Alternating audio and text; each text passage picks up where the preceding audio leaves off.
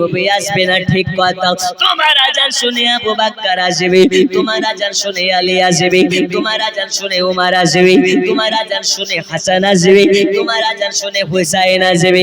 ওগো বেলাল, তুমি মদিনা ছেড়ে যাবে না, নইলে আমরা সবাই পাগল হয়ে যাব।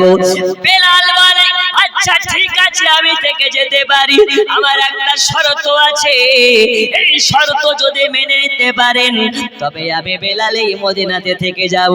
আবু বকর বলে আচ্ছা বলো, তোমার শর্ত মেনে নিতে রাজি। আবু বকরকে বলা হলো, ওগো আবু বকর শুনে নিন, আমি মদিনাতে থাকতে পারি, তবে আমাকে যদি কথা দেন আমি বেলাল আজান দিলে আমার আজান শুনে নবীর দেখা পাওয়া যাবে।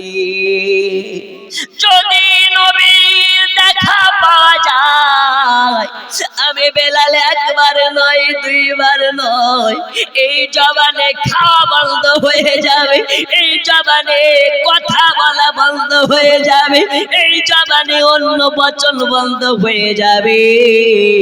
এই বেলালের জবানে শুধুমাত্র নবী নবী চলতে থাকবে। এ বাবা আমার সোনা মানিক, বেলালকে আর রোকা যায় না, আর রোকা যায় না।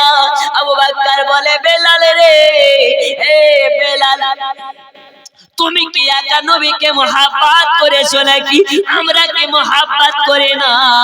ওগো বেলাল আমরা থাকছে কি করে? তুমি কি জানো না সবর করনে ওয়ালো কো সাথ রব নে রব रहता है। তুমি কি জানো না সবরকারের সঙ্গে আল্লাহ থাকে? আবু বকর কি বলে, এই আবু বকর শুনে নিন, এখানেই পার্থক্য। নবীর বিরহে তোমরা মদিনাতে থাকতে পারো, কিন্তু আমি বেলাল নবীর বিরহে আমি মদিনাতে থাকতে পারি না। কেন? এই কারণে ডানে তাকালে নবীর স্মৃতি দেখা যায়, বামে তাকালে নবীর স্মৃতি দেখা যায়। মদিনার বালি মদিনার মাটিতে যেদিকে তাকায় সেই দিকে আমার রাসূলুল্লাহর নিশানা দেখা যায়। আমি বেলাল নবীর নিশানা দেখতে পাই, কিন্তু নবীকে যখন না দেখতে পাই বুকের বাম দিকে ব্যথা শুরু হয়। আমি বেলালের জন্য সিদ্ধান্ত নিয়েছি, এই মদিনা ছেড়ে আমি অনেক দূরে চলে যেতে চাই। জোরে বলো, নবীকে পাওয়া যায় কোথায়? নবীকে পাওয়া যায় কোথায়? দুনিয়ার আম মানুষের চিন্তা নবীকে মদিনাতে গেলে পাওয়া যায়। আর নবী বলে মদিনায় নয় রে খাবার দল, মদিনাতে নয়, নবীকে পেতে হলে গোবিন্দ পাড়াতেও পাওয়া যায়। তবে কি করে? যার অন্তরে নবী পাকের মহব্বত থাকবে, তাকে 2 লক্ষ টাকা খরচ করে মদিনাতে যাওয়া লাগে না, চক্ষু বন্ধ করবে গোবিন্দ পাড়াতে দর্শন পাবে মদিনাওয়ালা। পাবে না? পাবে না? খাজা মঈনুদ্দিন চিশতি উনি কি যেতেন মদিনাতে? না, চক্ষু বন্ধ করতেন তো মদিনাওয়ালার দেখা পেতেন। গাউসুল আজম আব্দুল কাদের জিলানী গিলানী রাদিয়াল্লাহু তাআলা আনহু যখন চায় তখনই রাসূলুল্লাহ দিদার পায়। এই গাউসে পাক কোন গাউসে পাক? যিনি মুরগা খেয়ে হাড্ডিতে আঙুল লাগায় তো হাড্ডি থেকে আবার মুরগা হয়ে যায়। একটু জোরে বলবেন না? এখন আমি আপনাদের বক্তা, আপনাদের গ্রামে এসেছি, এখন আপনারা আমাকে হাড় দেশি খাইয়েছেন, খাওয়ার পরে বলেন যদি হুজুর আপনি এত বড় বক্তা হয়ে গেছেন, তা আপনার একটু কারামত দেখান, আপনি আঙুল লাগিয়ে মুরগাকে জিন্দা করেন, তো আমি আমার বাপের ক্ষমতা আছে? যখন আল্লাহর প্রেমে ফানা ফিল্লা হয়ে যাবে, যখন তুমি আল্লাহর হয়ে যাবে, আল্লাহ তোমার হয়ে যাবে। জোরে বলুন। আর আমি স্টার্টেই বলেছি, রাত যত গভীর হয় আল্লাহ তত বান্দাদের নিকট হয়। তা আল্লাহ পেতে গেলে বিছানাতে নয়, আল্লাহ পেতে গেলে সাজদাতে যাওয়া লাগে। আজকে থেকে ওয়াদা করেন ফজর নামাজ পড়বেন না, কাজা করবেন? বলুন ইনশাআল্লাহ। আরো জোরে ইনশাআল্লাহ। ফজরের নামাজ যে পড়ে নেয় আল্লাহ তার রিজিকের ব্যবস্থা করে দেয়। আর আমাদের ঘুম ভাঙে কখন? কারো 8টা, কারো 10টা, আর যারা কপাল পোড়া অনেকে আছে যাদের ঘুম ভাঙে 11টা। আছে না নেই?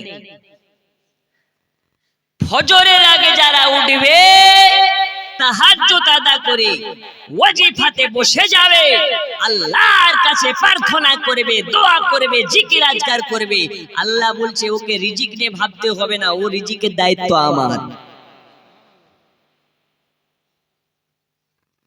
এত টেনশন কিসের, এত চাপ কিসের? একবার আল্লাহর হয়ে যাও, দুনিয়া তোমার হয়ে যাবে। আপনারা অনেকে খবরে দেখেছেন, আমরা বসবাস করি ভারতের বুকে। এই ভারত কারো বাপের নয়, ভারত আমাদের বাপের। জোরে বলুন কেন?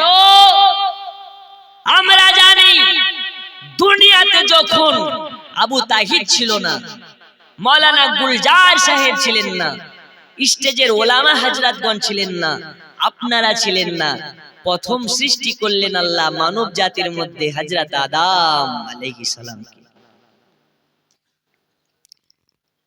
আদম আলাইহিস সালাম কি মক্কাতে এসেছিলেন? না। মদিনাতে? না। মিশরে? না। ইরাকে? না। ইরানে? না। লন্ডনে? না।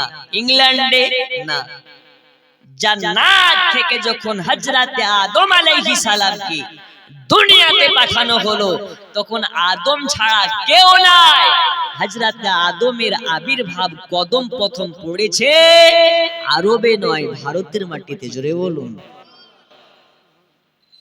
আদম থেকে সন্তান হতে লাগলো, আস্তে আস্তে গোটা পৃথিবীতে সন্তান পয়দা হচ্ছে। তাহলে বাপের কদম সর্বপ্রথম ভারতে পড়েছে। তাহলে ভারত কার? হযরত আদম আলাইহিস সালামের। আর আদম হচ্ছে আমাদের বাপ। জোরে বলুন। আমাদের আদি পিতার নাম হচ্ছে আদম আলাইহিস সালাম। তাহলে এই ভারত আমাদের ভিটা। কার ভিটা? আমাদের বাপের ভিটা। এখন যদি কেউ বলে এনআরসি করে, এই করে, সিএ করে তোমাদেরকে তাড়াবো, তো দেশটাকে তোমার বাপের? দেশ তো তোমার বাপের নয়। দেশ যদি হাকিকাত দেখতে চাও, দেশ হচ্ছে আমাদের বাপের। জোরে বলুন, আরো জোরে। এই ভারতবর্ষে কোন সময় নাকি বাবরি মসজিদে শিবলিঙ্গ দেখা যাচ্ছে, কোন সময় নাকি মালদার আদিনাথের শিবলিঙ্গ দেখা যাচ্ছে। আজকে দুঃখের সহিত বলছে, আমার কাছে পেপার আছে ব্যাগে, বর্তমান নামক একটি পত্রিকায় প্রচার হয়েছে যে আমাদের খাজা মঈনুদ্দিন চিশতি রহমাতুল্লাহ আলাইহির মাজারেও নাকি শিবলিঙ্গ দেখা গিয়েছে। বলুন নাউজুবিল্লাহ। আর একটু জোরে নাউজুবিল্লাহ। এদের শিবলিঙ্গ এখন যেখানে সেখানে দেখা যাচ্ছে। আজীব সমস্যা। আমি দায়িত্বের সহিত আজ বলে যাচ্ছি, মালদার সরজমিন থেকে যদি খাজার মাজার শরীফ নিয়ে তোমরা বেশি বাড়াবাড়ি করো, তো আবার তোমরা খাজা বাবার জিন্দা কারামাত দেখতে পাবে ইনশাআল্লাহ। খাজা মরা নয়, খাজা জিন্দা। জোরে বলুন। আরে যারা নবীর গোলাম হয় এরা মুর্দা নয়, এরা জিন্দা। খাজার মাজার ভাঙতে যাওয়ার, মাজারে শিবলিঙ্গ বের করার চেষ্টা করিও না, নাহলে তোমাদের মগজ ফেড়ে শিবলিঙ্গ বেরিয়ে যাবে। এটা তোমরা মাথায় রাখিও। কারণ এই খাজা হিন্দের রাজা, এই ভারতবর্ষের মানুষদের যেই বসুক না কেন ক্ষমতায়, আমাদের আসল রাজা তিনি কি? আর একটু জোরে, হাম হে খাজা ওয়ালে। যারা খাজার হয় তারাই নবীর হয়, যারা নবীর হয় তারা আল্লাহর হয়। জোরে বলো। दिन फैलाया अजमेरी सुल्तान ने और बचाया है अहमद राजा खान ने। एक मेरा राजा